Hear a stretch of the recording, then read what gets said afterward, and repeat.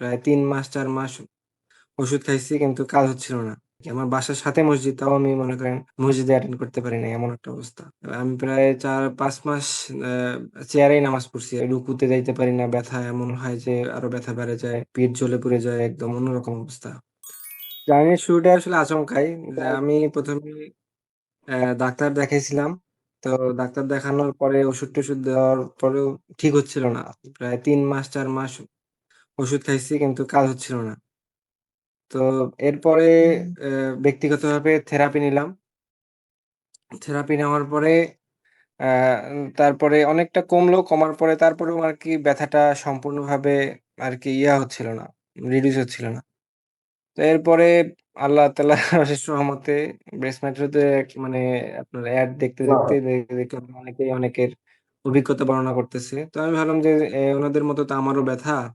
আমিও নামাজ পড়তে পারি না, মানে রুকুতে যাইতে পারি না। ব্যথা এমন হয় যে আরো ব্যথা বেড়ে যায়।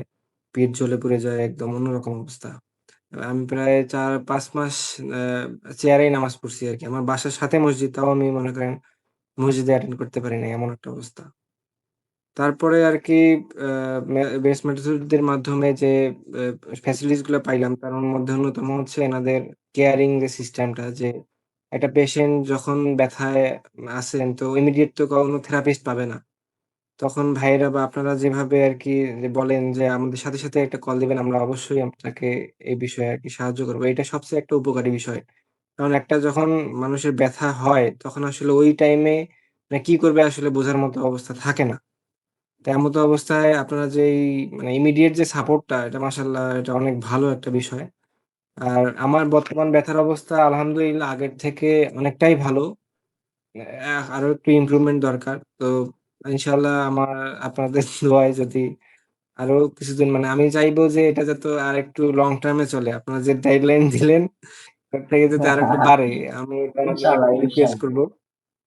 তো ইনশাআল্লাহ। যাতে আমরা একদম মানে 100% ইনশাআল্লাহ যাতে সুস্থ হয়ে মানে যাইতে পারি আরকি।